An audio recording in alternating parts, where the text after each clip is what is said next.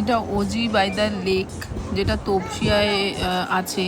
এটা হলো আপনার আউটডোর এর ইন্টেরিয়ার এর ভিউ, একদম লেকের সামনে খুব সুন্দরভাবে পজিশন করা আছে, সিটিং পজিশন। আর এখন আমরা ঢুকছি ইনডোরে। ইনডোরেও সিটিং ব্যবস্থা আছে, খুব ভালো স্পেসিয়াস ইনডোরে। আর ইন্টেরিয়ারটাও খুব সুন্দর, এখানে খাওয়ার খুব ভালো।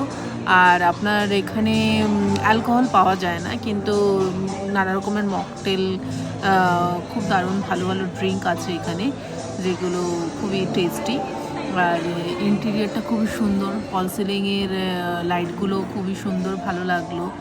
আর এটা হলো একটা কাউন্টার, মকটেল কাউন্টার বলতে পারেন, যেখানে একটু হয়তো লাইফ কিচেনের মতন কিছু করে রেখেছে, গরম করছে বা কিছু বানিয়ে দিচ্ছে।